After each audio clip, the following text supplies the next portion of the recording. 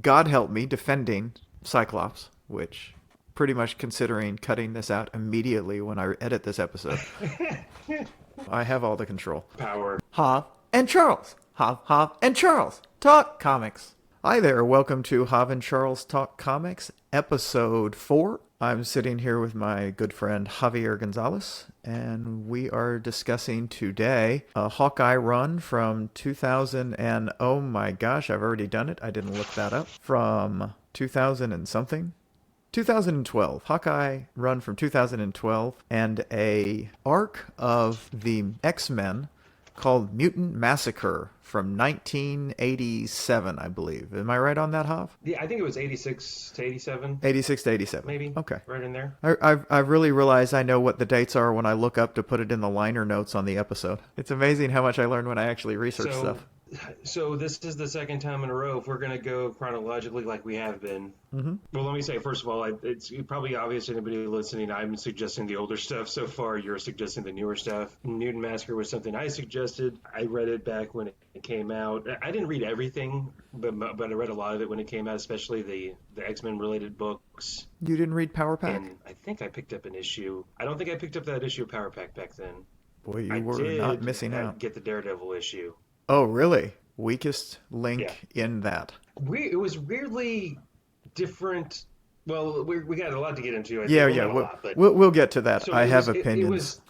It was more nostalgic for me to suggest it. I had not read one page of it since back then, I think. And there's a lot going on. I'd forgotten how soap opera-y X Factor, New Mutants could be and really were when Chris Claremont was on there.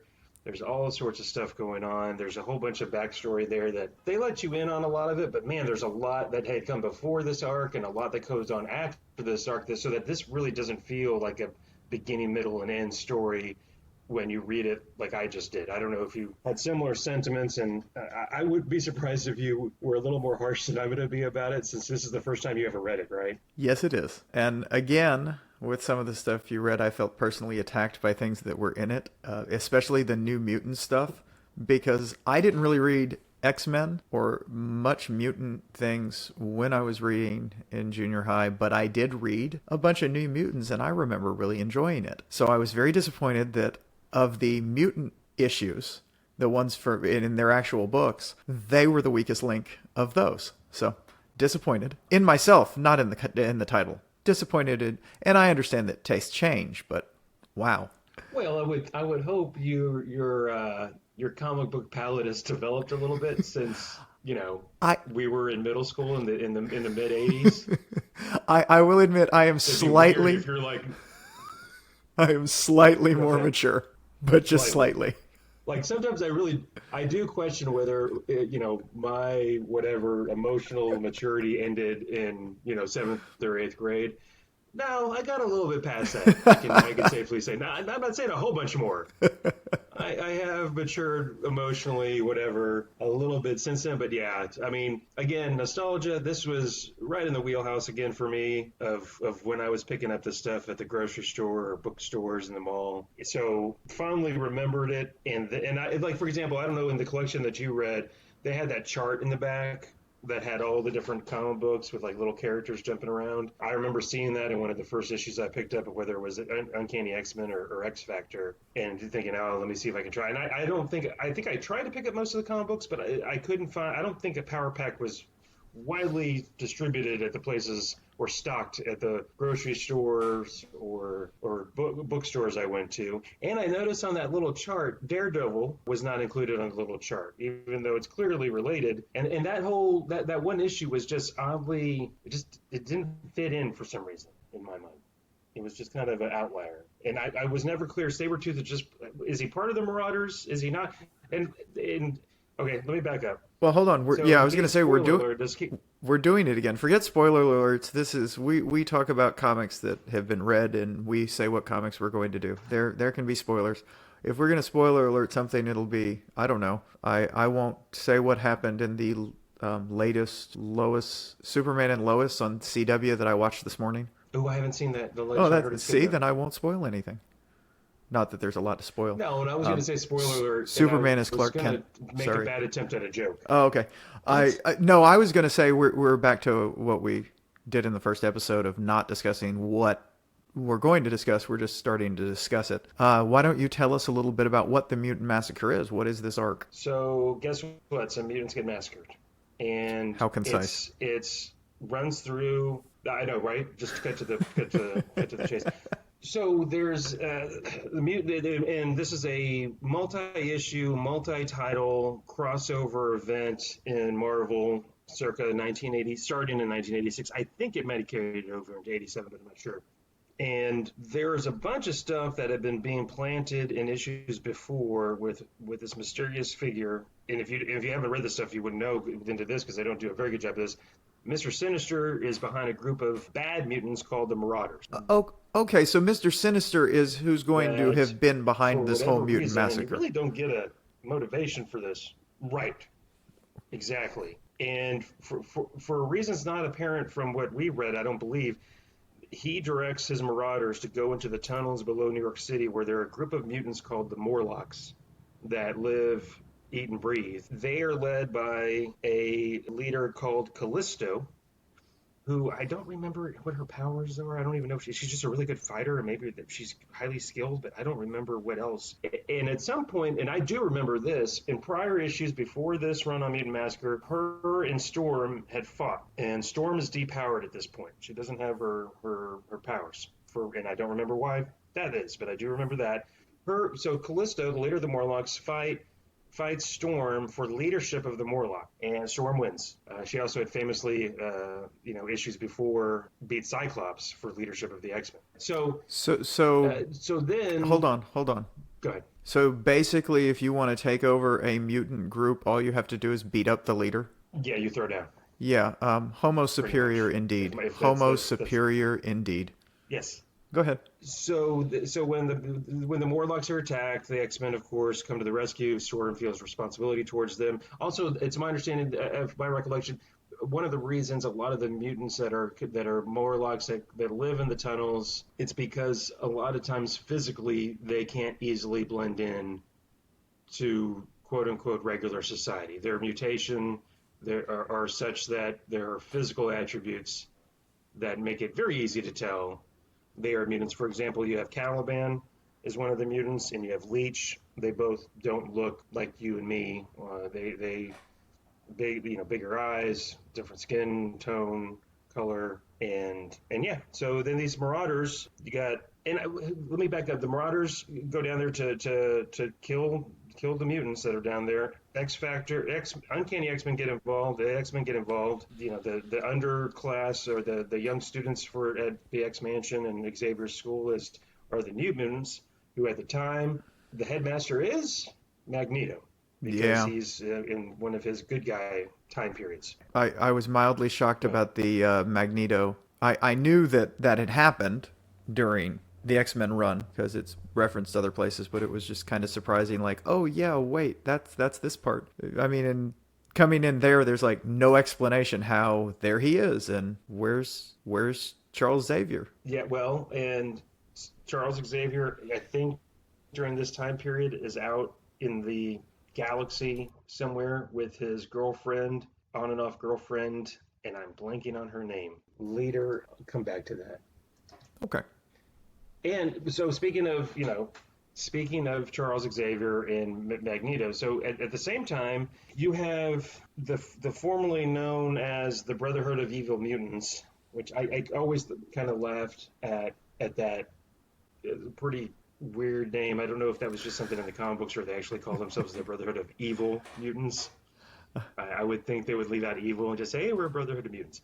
Well, I mean... is led by, at this point in time, what? It has to be the Brotherhood of Evil Mutants. You have the Sinister Six, you have the Brotherhood of Evil Mutants. No, I swear I would almost guess that when it came out that way that they did call themselves that, but I think it's kind of been retconned.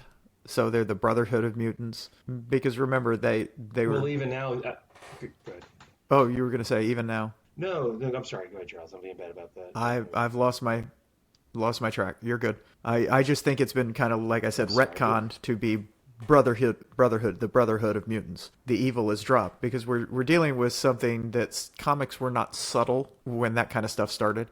So it's Brotherhood of Evil Mutants, and sure they're going to say that because they are evil. Look at what they're doing. They're evil. We have to explain to people that they're bad. I mean, their actions can't do that. I mean, it's like when Antifa attacked the Congress in January. Sorry, go ahead. Oh, and that was a joke, just in case anybody's out there. I don't believe Charles really thinks that was a false flag. Anyways. No, clearly if it was Antifa, the Republicans would be investigating it. Go ahead. That was the end of politics. Yes. Well, actually, a little more, maybe not directly politics, but speaking of that, the name of that group, even Brotherhood of Mutants now, right? Uh-huh. Isn't that a little sexist? Shouldn't it be some non-gender specific, like the Association of Mutants, or Brother and Sisterhood of Mutants? Anyways, you want the elementary school explanation when they say? Hold on, I'll give you the elementary school explanation. Why, when they say man in the Constitution and in the Declaration of Independence, they mean men and women. And now I'm going to white male mansplain this. Well, actually, when the Founding Fathers did use the term man, they not only didn't mean man as in all men, they meant rich white men. Okay, wow. This has gone down a path. Sorry. Yay! So going back, Brotherhood of Evil Mutants is now known as Freedom Force, and they are a sanctioned governmental agency now led by Mystique. You know, obviously Magneto switched sides to the light and is in charge of the Xavier School for Gifted Mutants or Gifted Kids, whatever. So you got Mystique, Avalanche, Blob, Destiny, Pyro, and some iteration of Spider-Woman that I didn't remember being a part of that group at all. I was really kind of wondering. I didn't do any kind of deep dive on that. Yeah, I was kind of wondering how the heck she got there. That does not really seem like something her character would have been a part of. I really kind of want to. That one I do want to read a bit about because Jessica Drew. I mean, she's had some toughness. I mean, we'll talk some point, I'm sure, about Secret Invasion. You talk about a rough road to hoe. Maybe Secret Invasion had already started. Back then? Oh. At least you can... How far back did that... I don't know, but I will say you could probably make that case if they wanted to say, hey, she was part of this group. But, of course, she was the leader of the Skrulls. And, again, I apologize. I'm going down off a path. But one of my favorite newer... I'm going to have you read a more recent Spider-Woman arc because it is just one of these great comics that has come out in the last 10 years. I loved it. So at some point we'll read that, and that's probably where I get most of the stuff, and I've read some things about her. She can be a really fun character. So anywho... I remember... Yeah, no, it was... I remember her from Secret Invasion. Mm-hmm. Did not remember her being a part of this at all. Well, she's really kind of just... I mentioned the Marauders earlier. Yeah, but Spider-Woman, the only reason I noticed her is because of the costume. She really doesn't have that much of a role. So it's just like, hey, we need another... She's just kind of like a background character. Like they're like, well, we need somebody else in this to have a group of X number of quote-unquote heroes for this group. So we'll put Spider-Woman in there too. Going back real fast, Marauders. Uh-huh. So the bad guy group that you eventually later on find out is put together by Mr. Sinister. You have, and I just wrote these down as I was reading them: Arc-like, Blockbuster, Harpoon, Malice, maybe Prism, Riptide, Scalp Hunter, Scrambler, Vertigo. And speaking of not learning a bunch about a lot of these folks, I mean, yeah, they're killing people left and right, but there's not a lot of character development there because they're just in there to do bad things and kill people, which they do a lot of. Did you mention Sabretooth? Well, okay, so Sabretooth, every time there's a group shot or the group of Marauders together, is Sabretooth ever with them? He is clearly with the Marauders, isn't he? I mean, he's there killing mutants. Right, but I don't remember him being like part of the group that obviously, what's-his-face, Scalp Hunter is leading. Oh, you know what I mean? I do. Even that issue with Daredevil, he's kind of running solo, and then at the end of the arc when he has the two clashes with Wolverine. Uh-huh. Well, that's his, he's solo. That's his fetish. Yeah. Fighting Wolverine is Sabretooth's fetish. I mean, completely. He's got a thing for small Canadian men that fight back. Yeah. He really does. Then, God, and here's another thing about these things. Puck had better watch there's out. so many. Say again. Puck had better watch out. Yeah, he should. Wait a second. You're smaller and you're angry. I like you. Let's fight. I don't know that Puck is angrier than Wolverine. I don't know either. I just I know, I like that. It's like, we are talking about Wolverine. It's an angry little man. no, because that made me think of. Gosh darn! We're just going down trails here. The Will Ferrell movie, Elf. When he's talking to Peter Dinklage's character, who's the book writer, he's like, he's an angry little elf. Call me an elf again. And yeah, and he does. Oh my God, that scene was so funny. Okay, so here's the other thing about these crossovers and these big event books, and even just team books in general, like we've talked about.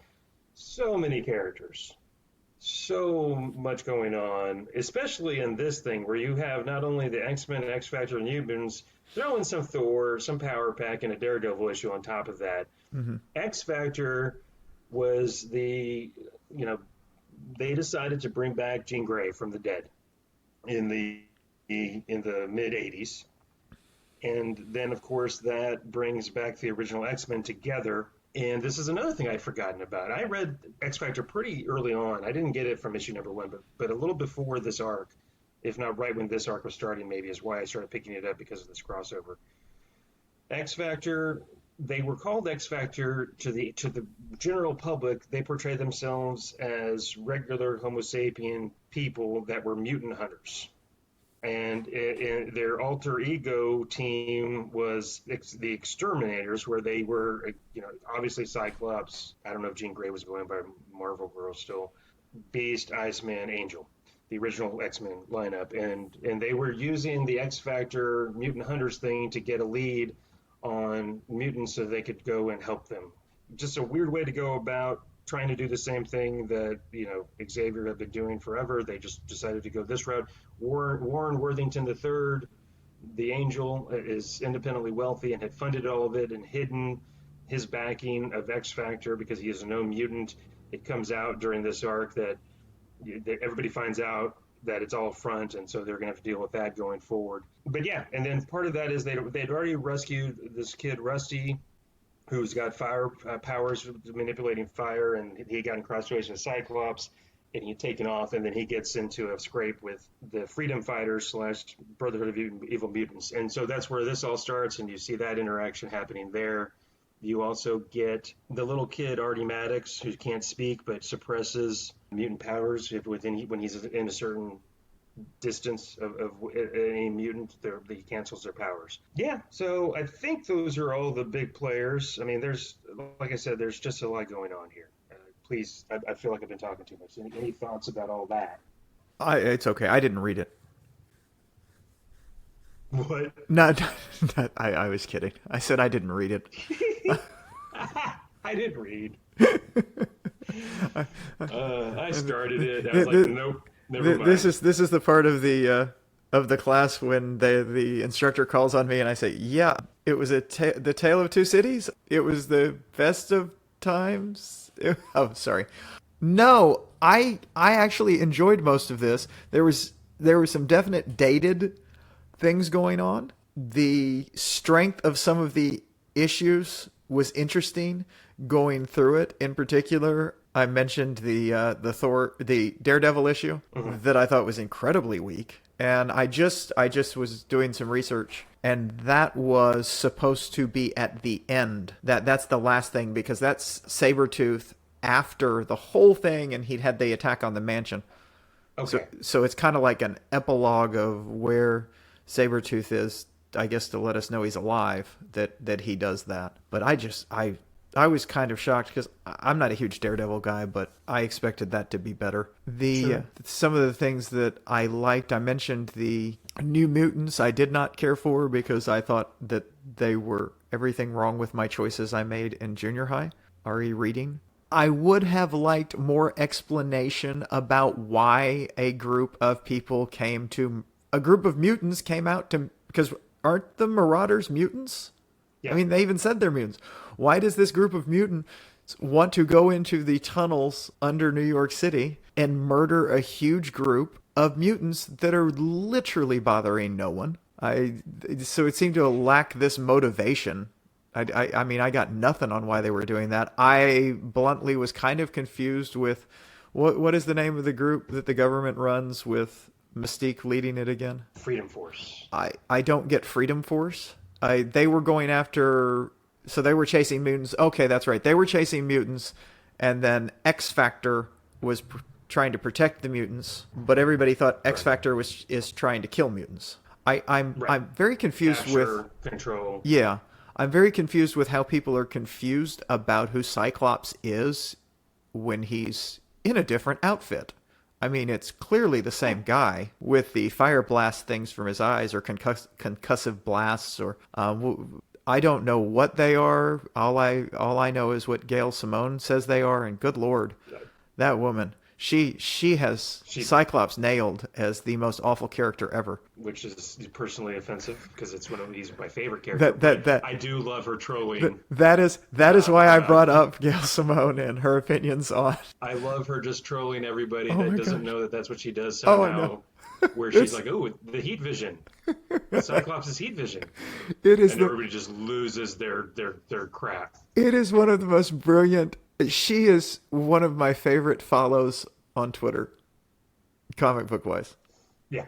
She's just absolutely brilliant. Brilliant lady. Brilliant. I enjoyed that. The Thor books, I was reading one of the 2 Thor issues. Yes! Got it right. I was reading one.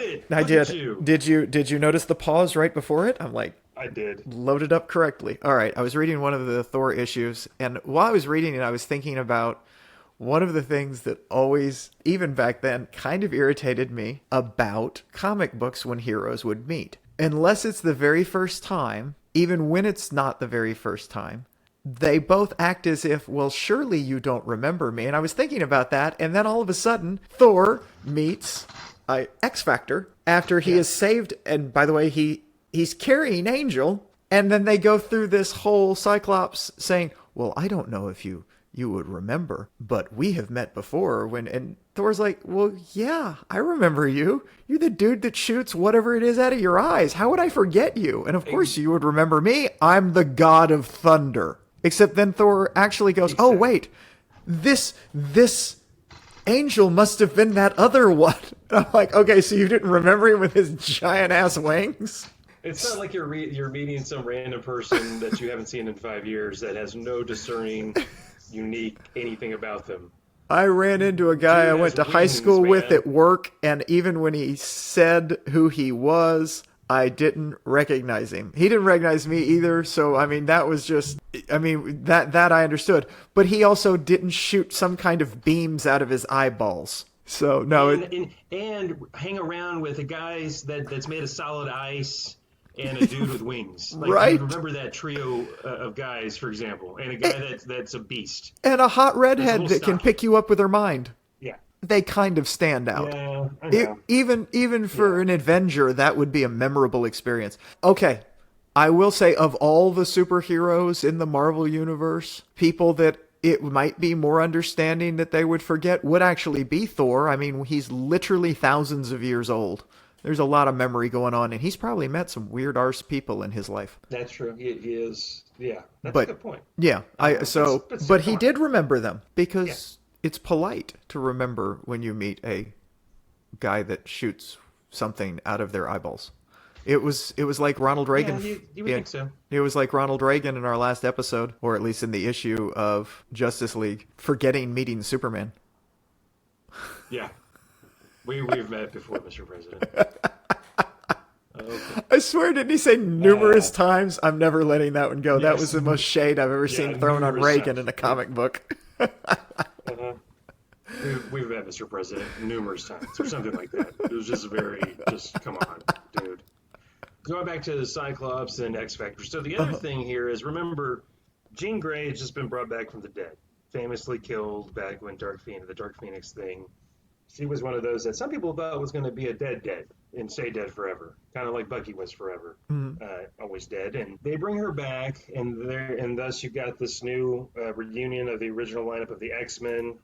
doing their own thing away from Xavier Mansion. Plus, they're adding another X book, which back then I know were selling like hotcakes. I mean, Wolverine was the biggest character at the time, and Uncanny X-Men was flying off the shelves. New Mutants was doing well, and then X Factor comes out. And Cyclops, speaking of why he's sometimes not liked by a lot of people, Cyclops, while Jean Grey, after she died, he starts dating and then eventually marries a lady named Madeline Pryor, who kind of looks a lot like Jean. Redhead, attractive, and then Scotto finds out Jean's back and says to Madeline, "Hey, I gotta go."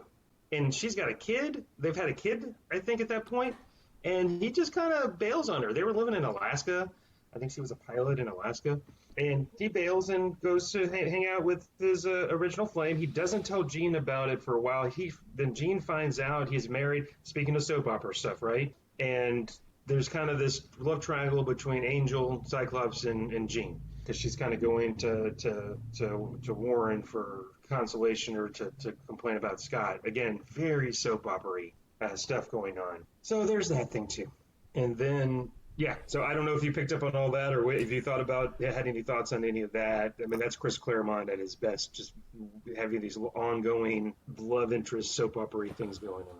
I do think that you have to do things like that to advance a story. In this one, at least there's all this real backstory instead of, hey, let's decide to have unrequited love between Hercules and the Black Knight, or the Black Knight and Hercules, while he's confused about whether he should love the Wasp more than he does Hercules. That seemed more contrived. The backstory of, let's be honest, sometimes you do when you leave one woman or one woman leaves you for whatever reason, you tend to look for the same thing from someone else. And then if she comes back, sometimes they leave that one. Now, death is a bit extreme. I'm actually, God help me, defending Cyclops, which pretty much considering cutting this out immediately when I edit this episode. I have all the control. Power. No, there's really no defense leaving your wife and child for another woman at all. Adding that kid really does it, but the woman I loved came back from the dead, that seems to be an extreme circumstance. Might throw somebody for a loop. It really, really might. Even in the Marvel universe. I mean, the only knock I can... The real big knock I can give on Cyclops at this point is, why the fuck didn't you just wait? You knew she was going to come back to life. You've lived in that universe your entire life. Just chill. Right. I mean, she'll either come back to life, there'll be an alternate Jean Grey from another universe, or is that what happened here? Is she back from? See, I just knew she was back, and they were like, oh well, she's back. Is she from another universe? Is she? No, there's an issue of Fantastic Four where she's brought back that precipitated the launch of X Factor, where they retconned the you-know-what out of her quote-unquote dying when she was Dark Phoenix, Phoenix, Dark Phoenix, Phoenix Force, that somehow, and I want to say it was even, it's been a while since I read that, not only she was placed in some kind of protective cocoon for I don't know why, and as she was at the bottom of an ocean, but completely safe. And then I forget how she's revived or comes back, or Fantastic Four finds her. Almost to the point, I think, Charles, where you find out she was never Phoenix. Jean Grey was never Phoenix. Phoenix just took over her physical attributes and created its own. I swear that's something I need to go back and read about. I can Google it, I'm sure. Jean Grey, is just kind of replaced by this Phoenix Force thing that assumes her physical likeness, but otherwise it's actually not Jean Grey the whole time. I think that's what it is, or at the very least, when Phoenix dies, she's put in this little cocoon and then she's revived. But so no alternate universe Jean Grey, which I know they've done here recently. I've read, but yeah. So there's that. Well, that's fair. So things I really liked about this is Artie throughout it. Is that the little mutant that they can suppress?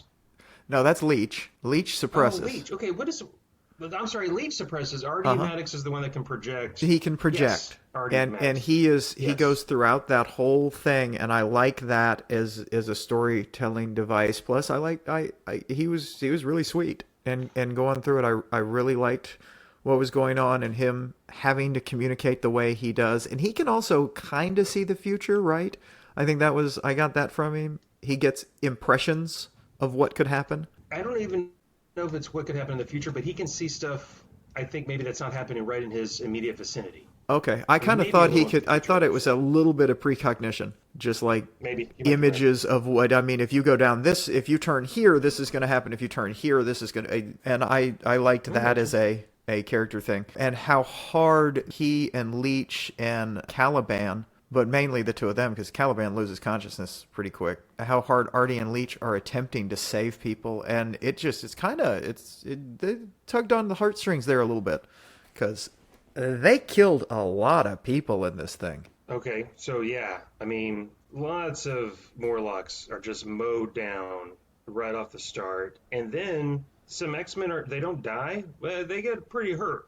Shadowcat is hurt, where she can't solidify and can't talk when she's in this ghost-like state. Nightcrawler was coming off something else where he was already having trouble teleporting, his mutant power, of course, and then he overdoes it and is zapped of all strength, and then Colossus is stuck in metallic form and kind of I think paralyzed. Well, after running with, I forget which character, which Marauder. He wasn't paralyzed. He was injured grievously, and if he had turned back, he would have died pretty instantly.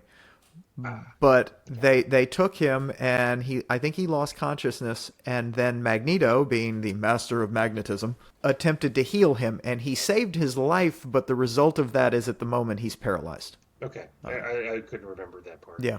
And then, so Wolverine is coming off some injuries. And I do remember this part. One of my favorite X characters is Rachel Summers. That is an alternate universe daughter of Scott Summers and Jean Grey. Yeah, universe. She's there already? Well, she was. Okay. And then right before this issue starts, I forget why, I think in her universe, the Black Queen of the Hellfire Club had killed her mom, Jean Grey, in her universe. So Rachel's like, well, I know there's a Selene here that's the queen of the Black Queen of the Hellfire Club. So even though she's not technically the one that killed my mom, I'm going to go kill her. And then Wolverine goes to stop her, and he almost kills her. And then she is then at the very end shunted away by Mojo, I think his name is, from that weird universe where you get such people as Longshot. And then, of course, in this, you get a Psylocke that just come from that universe. Is Mojo a universe, or is it just a planet? I thought it was, and this is a legit question. I'm very confused on Mojo, because that's the TV planet, right? Or the TV universe where everything is aired. Mojo universe, and it's Mojo runs it, I think. Hold on. Again, it's been a bit. Yeah, no, that's down the relevancy of that, I'm not sure. I didn't think... but it's a weird universe. Yeah. Yeah, so Psylocke is from that place? I don't know that she's from there originally, because I think we find out she's related to Captain Britain, but she, for some reason, had spent a fair amount of time there. Well, isn't it? I think I should have researched this one. Anyway, yeah, she's got some weird backstory that I. Well, remember, if I remember correctly, this incarnation is before she changes bodies. Oh, see, okay, so I believe yes, she's British at this point. Okay. And then eventually she changes bodies, I think, and not only has her psionic telepathic abilities, but then also is a ninja. Yes, of some type. That's right. Because then she becomes an Asian woman. That is okay. With all weird. I remember that being weird. Yeah. So because comics. And then because exactly. So Rachel had just done that. She's taken, and Mojo is a character and is the Mojoverse. Oh, right after. So remember, Rachel Summers, member of the X-Men at that point, maybe unofficial. She's there. She's living at the mansion. Just goes and tries to kill Selene the Black Queen. Then in this issue, early on in these issues, you see that the Hellfire Club Inner Circle, Sebastian Shaw, the Black King, offers the White Kingship to Magneto. And Magneto's like, let me think about it. Doesn't outright turn it down. So I thought that was interesting, too. Again, a lot of backstory and other stuff going on. Let's be blunt. Magneto is a bad guy. Yeah. I mean, he is. he might be trying not to be a bad guy, but his default is, you have to do bad things to make what you want to happen. And what he wants to happen is all of us normies are dead. Or at least enslaved. I can't quite, I mean, it just changes at times. So, let's see.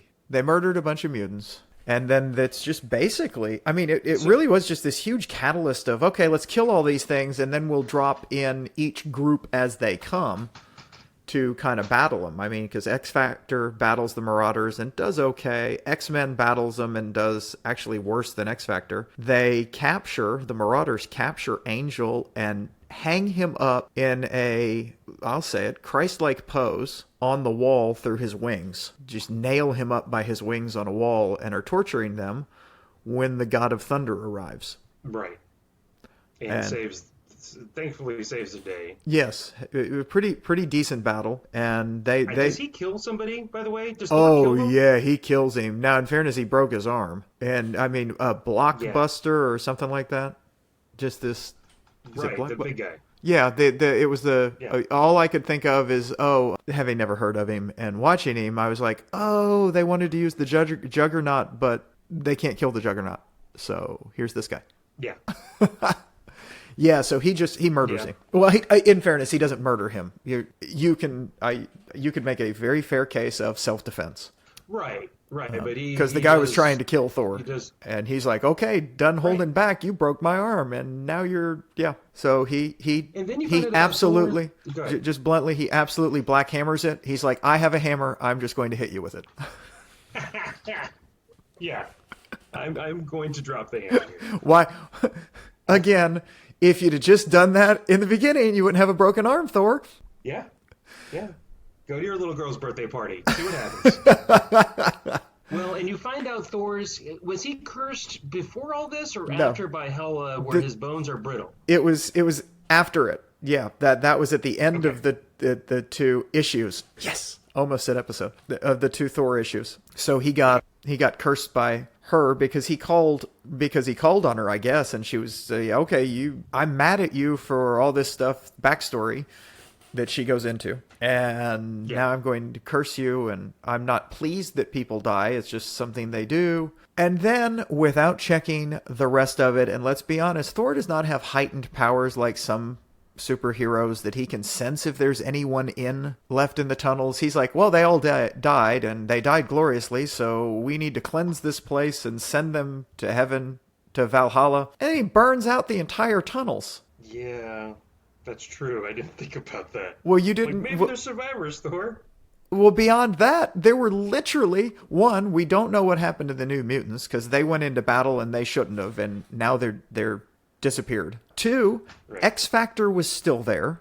Some X-Men were still there, and we know this because we get to the other comments, and they're all like, "What the hell is this?" Okay, I don't know, but run. Yeah. Holy crap. And they don't even know who did it. They're like, who could have done such a thing? It's the Marvel Universe.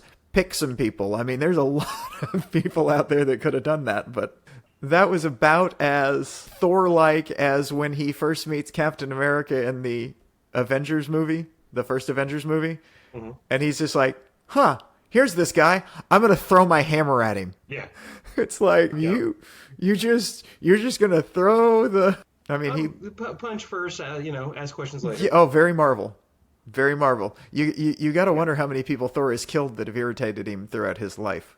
Why, that person offended me. I'm just going to throw my hammer at him. Oh, look, he's just a smear on the ground now. They're mostly dead. I'm just going to clear this out. Let me just zap everything here. Yeah. Going back to the killing, so always with you. But also... before saying... Oh, you said let's go. Going back to the killing, I said always with you. Let's get back to the killing, Charles. Yes, I'm always... come on. Before Colossus is gravely injured, he snaps the neck of... Is it Riptide? The guy that's spinning around and around and around? He just flat out kills him. Yeah. And then I think... Does Cyclops kill the Prism guy? At some point? I don't remember, but... I want to... Prism dies. I remember that. I think it was Cyclops. Somebody killed him. I forget who it was. I'm so okay with that. And I'm not normally, I know that we try not to kill in comics and blah, blah, blah. They just massacred a group of people. I mean, it's called the Mutant Massacre. And if some of them died while trying to stop them, oh, well. I agree. Yeah. It's just a lot of it was shocking. Going back to the killing, there's a lot of it going on. Yeah, most definitely. What else? Oh, there's a group at the very end of this called the Tunnelers, who I guess are, Morlock adjacent. That appear in the last issue of X Factor, where you got the guy with the mohawk called Berserker. You have Mask. Scaleface can like shapeshift into some kind of dragon type thing, and this Blowhard guy. They get into it with X Factor, and I think 2 or 3 of them die at the end. Like Berserker dies and Scaleface maybe, and kind of just a weird ancillary part of the story, but doesn't end well for them. Yeah, that was a weird. I kind of just. Yeah, go ahead. Oh, I just that was weird. I kind of forgotten about it. It was just they were trying to help them, but they were angry at the cops, and then didn't X Factor come and basically have to take them out, or they ended up getting taken out because of the way they were not calming down. They just kept escalating like Magneto does. How dare you stop me? And then you got the Power Pack thing. One issue with Franklin Richards, Fantastic Fours, Mr. Fantastic, and Invisible Woman's kiddo. Sue Storm. I guess that they're out of pocket. Yeah, Sue Storm. They're out of pocket, like not on the Earth, not at home, and so he's just hanging out with the Power Pack kids, who apparently have recently all switched powers. And Franklin's got some abilities of himself. The reason I'm bringing this up is because there is a crossover 4-issue limited series, Fantastic Four versus X-Men or vice versa, where the X-Men and Fantastic Four get together. Mr. Fantastic is trying to help Shadowcat regain her physical ability to become physically solid again. And I remember that limited series because there's a very sweet relationship that develops between Shadowcat and Franklin Richards. And then you get some stuff about whether or not, and then Dr. Doom comes in and is going to save the day and fix Shadowcat, something that Reed Richards can't. And then you find out, God, I'm going down a trail here. Reed Richards may or may not have really kind of known what could have happened on their ill-fated space flight, and you find out that maybe he did know there were grave risks or that it was probably going to happen, but let it happen anyway, and so he's guiding himself. It's really, I remember liking that, so I thought of that because of Franklin Richards and Power Pack. Okay. So yeah, I was amused that they were talking about we've switched all our powers, and I legitimately still, even after watching that, don't know what the Power Pack powers are or how they got them. Yeah, me neither. Anything about Power Pack. And I will say, Power Pack came out around when we were reading comics, but I didn't ever pick it up because I think that's when they started. It was one of these ideas that Marvel had. Hey, let's get more kids into it. So let's do a kid book with actual kids. And that was not something I, as a very mature junior high student, was going to read. I think, well, correct. I think that was maybe the same thing for me. Had it been about middle school kids or high school kids, kind of like New Mutants, more in my wheelhouse. Exactly. If I had been in elementary school and was reading comics, I probably would have eaten that up. Maybe I would have identified more with that. Mm-hmm. Yeah. But I think Power Pack, if memory serves, go ahead. Oh, I was just going to say, I agree with you. I think if I had been a kid, it would have been good. It wasn't actually that bad. I wanted to dunk on the episode, on the issue. Episode is an issue. Ding, ding, ding, ding. Okay. Yeah. He said the magic word. I didn't get my bell. Oh, please don't ring a bell on the... I wanted to dunk on it. I was like, I'm going to make fun of this issue. But it actually was... It was good. I enjoyed it. I liked, again, maybe because they came across Artie and they knew Artie, and Artie was my rooting interest throughout the entire Mutant Massacre. Yeah. So Angel, like you said, very, I think iconic and graphic scene where he's pinned to the wall by his wings. And at the very end, you hear the doctor say he's going to lose his wings. Mm-hmm. And then and I think it was included in this group of comics. Throughout this thing also... So you find out later Mr. Sanders is behind this, but you have appearances by Apocalypse throughout this, where he's picking these different people to be part of what you find out are going to be his 4 horsemen. Mm-hmm. And I don't remember if it happens here, but eventually he visits Warren Worthington III, the Angel, who had just lost his wings, and Warren gets transformed into Archangel, or whatever it is. With the metal wings? By Apocalypse, with the metal wings, and then that whole thing comes down later. But the other thing I was going to add, I don't remember this, and this is I didn't do enough research, which means going on Wikipedia or Googling it. I want to say also you found out Mr. Sinister is second fiddle to Apocalypse, and part of the reason why they're doing what they're doing is the whole Apocalypse, survival of the fittest, thin the herd kind of thing, I think. And I may be completely making that up, Charles, but I want to say you find out that there's some kind of relationship between Mr. Sinister and Apocalypse, and Mr. Sinister's actually kind of, or maybe not second, I forget, but there's something, I thought there was something there if memory serves. That would give some reasoning behind it, which would be good, instead of, hey, just go kill all these defenseless mutants in the tunnels of New York. That are minding their own business, yeah, staying out of everybody's business and out of everybody's hair. Yeah. Although when you get right down to it, the allegory of the mutants being the Jews, and that works pretty well. Hey, just go down there and kill them.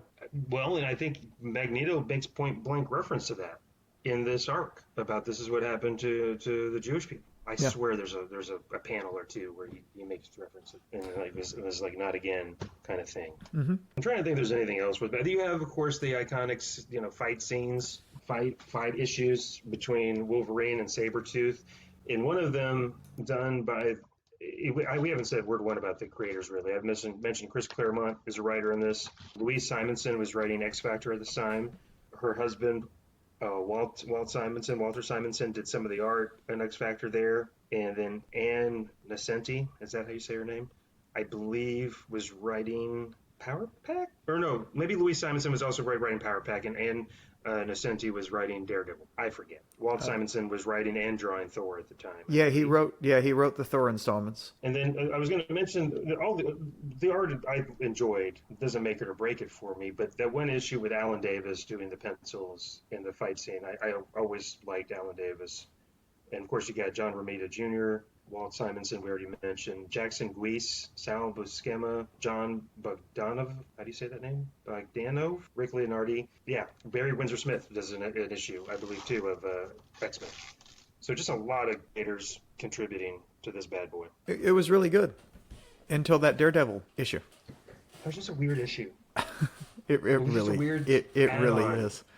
I didn't get that. Maybe it was to make clear that he didn't die. I don't know. Made clear that who didn't die? Sabretooth? Yeah. Oh, I think that was kind of the point of it is, okay, now here he is in this episode, but in the arc I read that before Marvel Unlimited was leading me through, and I read that one before he was it was very confusing because he was back in the tunnels before he went and attacked the mansion. But no, it was mostly the Daredevil stuff that I was looking at going, what the heck? I mean, the whole beginning of that Daredevil issue where everything he does, he's faster than the fastest Olympic athlete. He breaks another record when he jumps, he leaps up beyond a new world record for the high jump. And I'm like, it was weird. Yeah. The collection I read, they had that Daredevil issue before he goes to the X-Mansion. Well, that seems to be where some of them think it should be, but it clearly doesn't fall there. It doesn't make sense. Yeah, because everybody's gone from the thing, and Sabretooth is following Wolverine to the mansion and wants to fight him there, and then Psylocke senses that he's gotten to the mansion. I really liked what went on there, how she led the people away, and they're like, no, we have to go, and she can't fight him, and McTaggart, was it McTaggart that was saying, no, she's leading him away, she's sacrificing herself, you have to let her do that, and then she flips the script on that whole sacrifice thing because Wolverine and Sabretooth are just going at it like lovers do. And don't judge my relationships. And all of a sudden, Psylocke, who has not been able to delve into Sabretooth's mind, realizes that with him absolutely focused on beating the ever-loving bejesus out of Wolverine, that she can get in there and find out what's going on and who's in charge of who's behind the whole the whole thing. And they're all like, no, Wolverine, you can't let him do that, and that'll be bad. And he could, and I'm sitting there, I will say, I'm sitting there going, he has a healing factor. Yeah. He and Sabretooth have epic battles. And one, he can beat Sabretooth if he finally just decides to do it. Well, let me rephrase that. He can beat Sabretooth if the writer decides to let him do it. So but his healing factor had been yeah, he's having trouble with whatever, damaged or... No, that's true. Yeah. But you have to know your character. Psylocke knows he'll absolutely take a beating for them to find that stuff out. And no matter, I do like that all is forgiven immediately when she gets it, and I'm sure she tells him in his head, and he looks at Sabretooth and goes, ha ha, sucker, she's been mining your brain this whole time. Yeah. I was like, see, he's all for that. Yeah. I'll keep him busy. Yeah. I'll keep him busy, and you go ahead and, well, more mind rape. Actually, yeah. That's not. No, she's just delving. Yeah, she's just delving through his mind a little bit. She didn't do anything to him while she was in there. Yeah, she didn't make him an idiot. No, nature did that. He was Mary Poppins. Mm-hmm. I'm Mary Poppins, y'all. I'm Mary Poppins, y'all. Hey, one other thing I mentioned. So I believe during this time period, Professor Xavier, is off-world with his friend Lilandra, who is the Empress of the Shi'ar Empire. Okay. I don't know. On again, off again, and I think this is one of the times where it's on again, and he's off planet, like you do. Okay. So, and he left his, best buddy, Magneto, in charge. Because they've never had any problems in the past. He trusts him. We all have that friend that keeps stabbing us in the back, but at some point, come on, you gotta just say, dude, it's over. You're not good for me. I've really changed this time, Charles. I can take care of the mansion, the kids, the X-Men, everything. Oh, wait, do you want me to be in the Hellfire Club? Let me get back to you. I'll think about it. What could be bad about that? Well, I'm glad you enjoyed it. I enjoyed it. I like I said, that Daredevil issue, the bunch of the soap opera stuff. There's a lot going on, but it was. I wasn't I was about to say fun. It wasn't fun. It was pretty. Ew.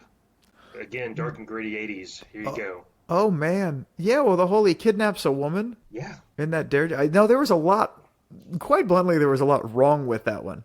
So he kidnaps her, he keeps her tied up, and then at the end, I did not like oh no, he was a gentleman to me. He barely touched me. I'm like, no, that just... He tied you up. He tied you up, and he called you his mate. Ew. At one point. And then at the end, when she's telling Daredevil, oh no, he hardly touched me. I mean, other than all the rape. Oh God, okay. I'm sorry. I know it's comic books, and but still, good Lord. Well, hey, I think unless are there any other threads, ideas, topics to talk about with Mutant Massacre? No, I think we've beat it to death. Ha! You get it because of all the dying. Yeah. We have massacred this arc of comics. Ba-dum-bum. So. You suggested I read, and then you read again Hawkeye, the series called Hawkeye about Hawkeye from 2012, correct? That is correct, and I think I mentioned to you that I absolutely love this series, even if it's embarrassing that it's Hawkeye. Yeah, so it's about Hawkeye, Clint Barton, and Kate Bishop, who took over the role of Hawkeye for a while, as he puts it, when he was dressing all in black and being a ninja for a while. Yes. So, yeah. And this is the little thing at the beginning. I even wrote this down. This is what he does when he's not being an Avenger. And in the first few panels, you see him falling out of a building, tries to break his fall, and then he's in the hospital. And remember, Clint Barton is great with the bow and arrow, but he's a dude. So and quite bluntly, he's great with the bow and arrow. He can fight. End of things he's good at. Yeah. And this comic shows you this poor guy. Yeah, no, he's got the doctor saying to him, "Got yourself pretty banged up there, Mr. Barton." And then the image of him in traction. And the doctor saying, shattered pelvis, 3 broken ribs, sprained your neck, cracked your fibia, left clavicle, right ulna, and your spleen nearly ruptured. Yeah, yeah. So then he's in the hospital for, I guess, weeks. I don't know. 6 weeks later, he comes Yeah, out. and then hijinks ensue. Yes.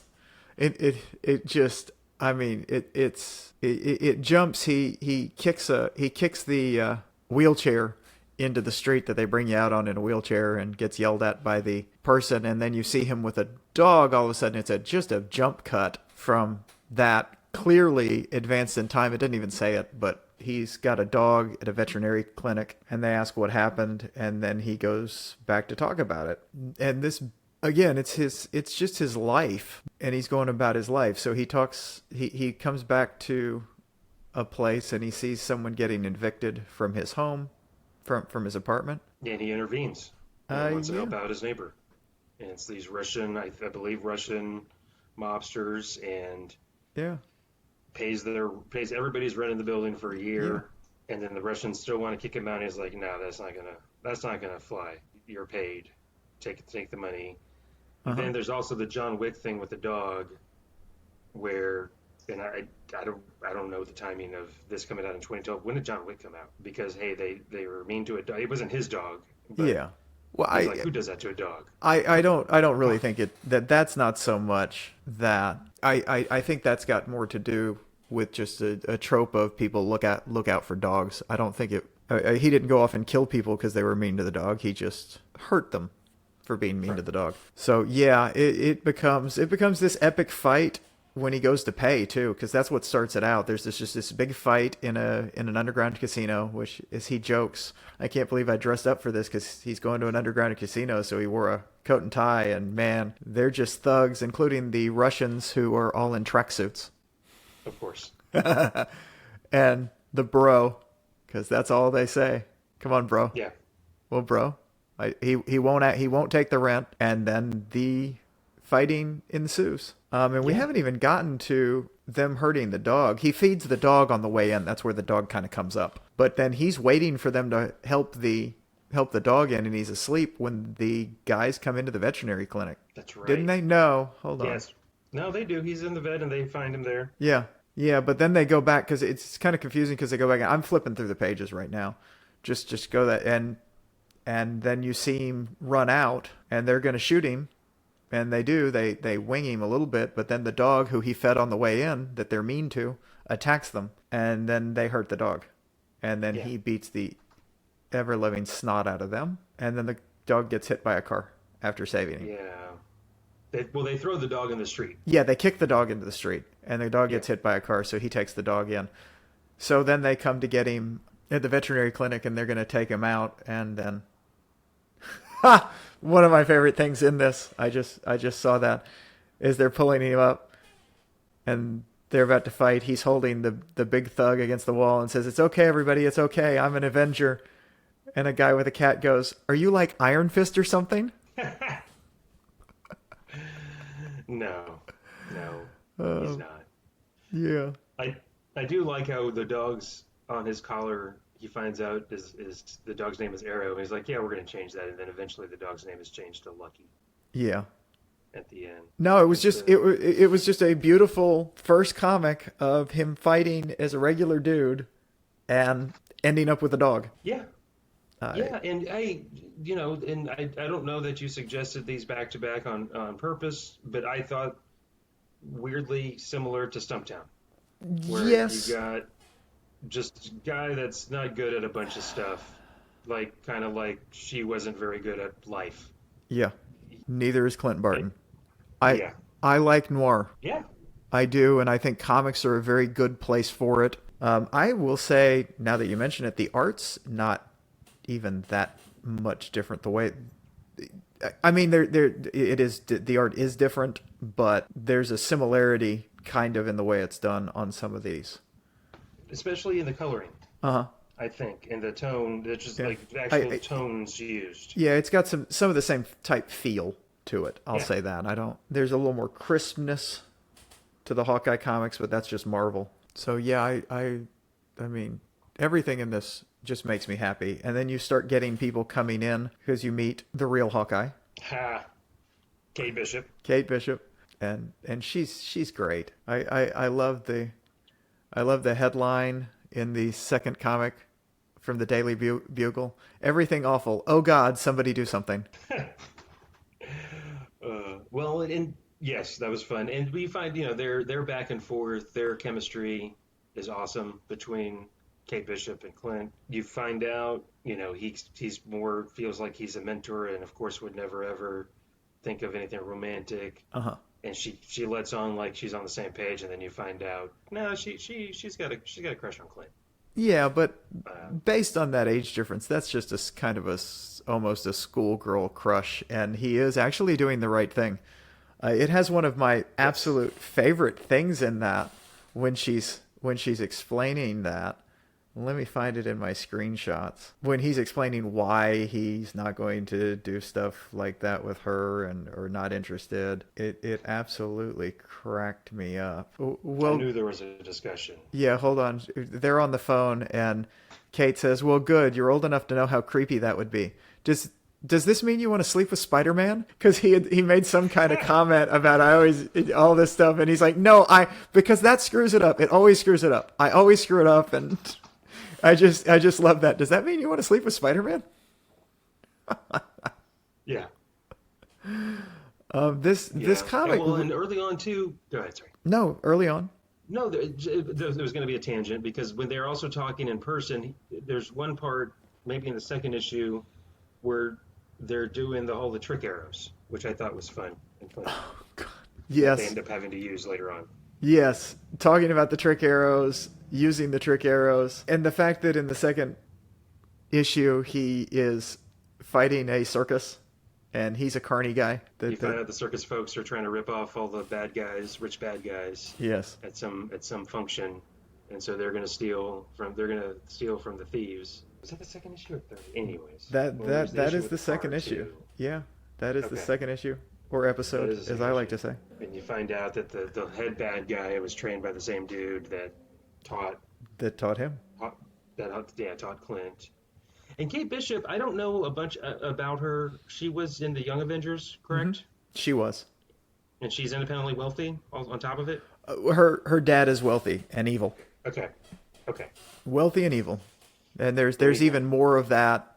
I learned a bunch more about that later when I read further during this run of Hawkeye, at one point of more issues in, she goes to LA. And then there's a whole run of her in LA, which is just awesome. And I highly recommend you continue reading these. Okay. If you enjoyed this, you're gonna like that. I mean, they do a whole arc with basically Elliot Gould's when he played.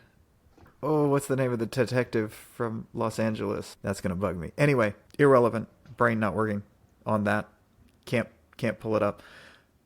It's just this great little noir detective. She goes out there and becomes a detective. And there's some repercussions from stuff that happens in this arc that we get to as we're going along, and they find out about the tape. Okay. Because that was in this, right? With the tape. Yeah, that was the last part of this is a 5-issue run. Mm-hmm. That was issues 4 and 5. Yeah, absolutely. Well, I think issue. Okay, that was 4 and 5 because issue 3 is with all the trick arrows and Kate Bishop driving the car that he tried to buy from the woman he started to sleep with, that was stolen from her husband, who turns out to be the Russian gangster. Right. Of course. And then yes. I did like, you have it pinned on the Twitter, our Twitter page for the podcast. That's where we get that one where he's flying through the air naked with just the old fashioned Hawkeye covering up just enough of him. So yeah. Just that picture just killed me. I was like, yeah. That is so, because they burst in with, I love that. Ah, bro. Sup, bro? Yeah, bro, it's all bro. Bro. He's going to scratch that. No good news. Everything sucks as he's flying through the air. Again, just a fun, action-packed, really tight but not stuffed couple issues there. Between the first 3 issues, are all pretty much standalone Yeah, stories, they, which is they they awesome. they each work on their own. I particularly like the chase scene with the small cars out of and all of the guys in tracksuits wearing helmets. I love the fact that in this issue, Oh, I know, Boom said it. almost. I love in this issue that they're all wearing helmets with their tracksuits as they drive these little minis, aren't they? Yeah, I think they're minis. Yeah, they're Mini chasing him Cooper. in minis, and he's driving the Charger he was trying to, the stolen Charger or whatever the muscle car is that he was trying to buy. And then Kate Bishop is driving it. No, I'm sorry, Kate Bishop is driving the car, and he's shooting arrows because his Yeah, trick arrows were in there, and they're going through. That's when you were talking about they're going through the trick arrows, yeah. the sonic arrow, explosive tip arrow, cable arrow, Boomerang. Yeah, smoke bomb arrow, rocket arrow. It was just outstanding.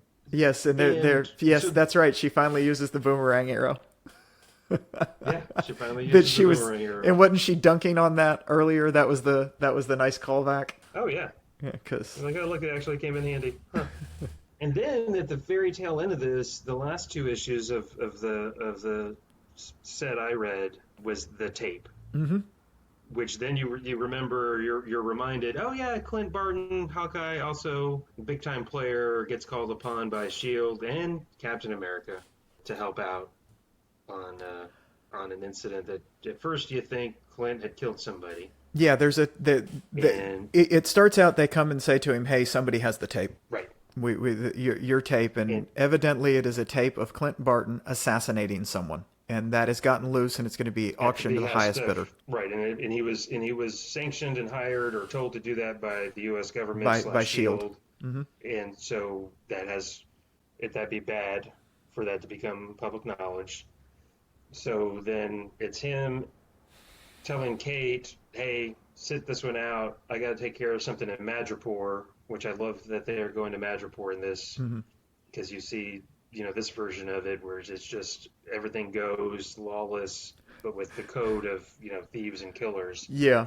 And they're there for the auction. Uh-huh. And right away, of course, he's I getting, I I getting gotta into it. go. I gotta stop you here for a second because I was just flipping through, and it has one of the greatest scenes in this. Throughout this, he keeps trying to play off that he's an Avenger with the people he lives at the apartment complex. They all go up to the roof and they all hang out up there, and they've got a guy that grills, and they Right. call him Grills, and I believe he calls him Hawk Guy instead of Hawkeye, and at times, and they also. He's like, I'm not an event. I'm not. I'm not that guy. I'm not that guy. And so when they come to get him, when Shield comes, they're up there. Kate Bishop. They're talking about. Kate Bishop's asking him if he ever killed anybody. I heard some stuff from somebody, and he's like, I don't kill anybody. And then all of a sudden, there's a shadow, and it's a helicarrier type thing. And he looks up and goes, guys. And then they rappel down. Two of them grab him. He's like, guys, and they pull him up. And Grills looks up and goes, see, Avenger. Yeah. Yeah. He's just trying to downplay or play off. Or, He's like, no, "Yeah, I I'm don't just know what an you. idiot." And then that happens. It's just Yeah. what. So anyway, yeah, Come they on. tell him the tape is there, and he goes to Madripoor, which a more is somebody recently said it's the most icy of the United States, a more wretched hive of Right. and Well, and then you see everybody. Madame Mask is a heavy big player in it, uh-huh. right? Madame Mask. Madam I made Mask. that up. Yes. I think Fisk is there trying to bid. There's all sorts of people that want this tape. Yeah, everybody And wants this so tape. before he leaves, he's given like the Shield Limitless credit card, which then you have one of the best, funniest moments that I've read recently because he knows he can't lose this card because it's his way to buy the tape because he can bid $1 bazillion and it'll get covered. So he loses his passport. He's mugged. He's attacked. He loses all his stuff in his pockets. And Madame Mask is interrogating him. And you think it's Madame Mask. You find out later it's not. But and she's like, well, where's your limitless card? And he's like, safe. Or he says something like that. I don't remember exactly. She's like, you didn't. And he's like, yeah, I did. And you find out that he's hidden it. One of the places most people wouldn't dare or want to look. Prison wallet. Yeah, there you go. And Madame Mask wants the card so that she can use it to bid on said tape. So he's tied up, and we got the great kind of like a Fletch type scene, like, "Hey, using the whole fist there, Doc." Lady, are you checking me for And tumors or? yeah, so she retrieves the card and goes and bids on the tape, and then you find out it wasn't Madame Mask at all. Kate Bishop had subdued and confined Madame Mask and put on the costume, and it was actually Kate Bishop that retrieved the card and went and bid on the tape, and then she watches the tape and is of course disappointed in her hero. Yeah. Because it does show him killing somebody, and then they're trying to get away. And I'm not trying to fast forward everything. We can talk more about this, but at the very end, you find out Clint didn't kill anybody. It was they knew there was a Moblin shield. Mm-hmm. They created this fake tape because somebody was about to expose the. They created the 3 fake SEAL tapes. Team. 3 fake tapes, correct? Yeah, and they let the 3 people they had it narrowed down to know about these, because Captain America, there's a tape of Captain America killing somebody, Clinton Barton killing someone, and I can't remember. It may be Iron Man. I literally can't remember. But so it's the 3. This whole thing was also funny because he was tied up in the bedroom by Madame Mask. Well, Kate Bishop. He's attacked by ninjas. Yes. And he's tied to the chair, laying on a bed, and he jumps out a dang window. Yeah. While she's watching the tape. And oh, yeah, that's right. And he's falling past her window. He's falling past her window as they figured out that something's going on. Oh, yeah. They find out something's going on because they see it happening, and then he's saved by Maria Hill. Right. Because, well, right. He needed backup. Yeah, a little bit. Yeah, so again, I was just, I am finding myself enjoying these more, insular, not in a bad way, just self-contained, beginning, middle, and end, whether they're 1-issue or 2-issue little stories. I'm not calling them little to minimize them. It's just nice to be able to, like, if I stopped here, I could stop here. I don't want to. I'm going to read a little bit more. Yeah, you should, because there is the whole thing keeps bringing all of these people back, and everything stays with it. They are slowly. It is great for comics where you can just pick up one and read them, but this whole run builds with stuff. There's just all sorts of things going on in it. And it is delightful. If that's the word I want. I do love when they come back with Maria Hill rescues Clint, who is falling out the window. They come back to rescue Kate Barton, and they jump out. They go running off to get away, and he says the tape. She goes, "What? Oh no! I think I left it right where I think it's right where I left it." And so then they have to turn around and run back towards everybody. Because they had to go get the tape, because that is just so Hawkeye. Yeah. And you said Kate Barton. You meant Kate Bishop. Oh, yeah, I do mean Kate Bishop. I was just reading what she's got written in her Trapper Keeper. Oh, yeah? No, I'm making that up because of the whole... Anyway. Oh, you mean like with little hearts and everything? Yeah, there you go. Yeah. Sorry. Yeah. From back when we were teenage girls. Yeah, and then he's, of course, at the end of this issue, he's back in Traction. Yeah. Which kind of makes sense. I mean, five issues later, here he is in Traction with after being shot in the chest, which fortunately he was wearing a vest. Like you have to assume anytime somebody shoots something you're watching, someone you're that's a hero of a story in the chest, you have to assume that they're wearing a vest. Oh, that is another unintended callback to Stumptown. He was wearing a vest. Although you don't really show him getting shot in the chest. You see Madame Mask shooting through the elevator that they're jumping on. Right. But at point blank range too, by the way. Yeah.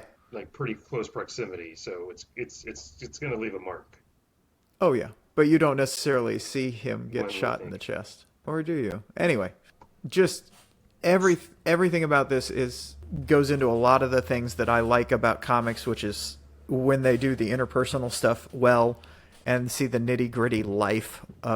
It's why I like solo books more than I like team books. And I'm picking up what you're putting down in that regard. Yeah. Now, having really enjoyed Stumptown and now this Hawkeye, again, I don't know. I don't think it was purposely done, but a lot of similarities are not. They're not carbon copies of each other by any No. stretch of the imagination. Well, they're completely But different in every there's way, just but the yeah. flawed. You got the flawed lead that's Hmm. heart of gold, but not doesn't have everything put together very well otherwise in their Heart of personal lives, gold, maybe. heart of gold, brain of oatmeal.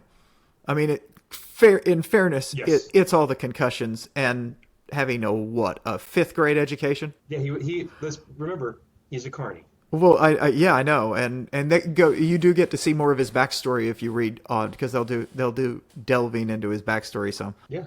No, that's cool. This has made Hawkeye, God help me, one of my favorite characters now. I was going to say, do you like Hawkeye? I And I can see why. I I do. like Hawkeye now too. I never did, and then I read this, and I was like, oh my lord, I like Hawkeye. And brought to you by Matt Fraction, Mm-hmm. the writer, who I know I've read other stuff of his, and I did not do any kind of dive in to see his bibliography, but I'm sure I've read stuff from him in the past. The art by David, either Aja or Aja, the first few issues, and then Javier Pulido finishes up, I think, the two last issues. Very similar in style, by the way. I would have to guess purposely so. Oh yeah, I would But assume that very well done. trying to keep the same things going on with that. No, I The same look. absolutely fun comic books, which is a lot of what I look for. I don't need everything to be dark. I don't need everything to be awful all the time. Sometimes it's just fun to have fun with comics. I don't need them to massacre tons of mutants in order to enjoy a comic, like some perverts I know. Yeah, I'm right here. I can hear everything you're saying. Oh, sorry. I thought I What? muted myself for that part. Yeah, just a, Did you mute yourself? Hello? like I said, a Okay, hey, nice. Hey, there's stuff going on here, Hoff, but like I you said, you I just you, as soon as I got, yeah, you were gone. yeah. Right out. Did you hear me Oh, say weird. Okay, can you hear me yeah, now? yeah, I can. You just came back, but you were after I said, "Oh, I thought I muted myself." You were just gone. That's weird. Yes, it Okay, is. I didn't realize that. I was still talking. Yeah, I kind Okay, of figured that's what you happened might have earlier been. when. Yeah. I've had some internet problems Okay. today, Well, so well, I didn't say. I was just saying. I see also why you like this kind of crime noir.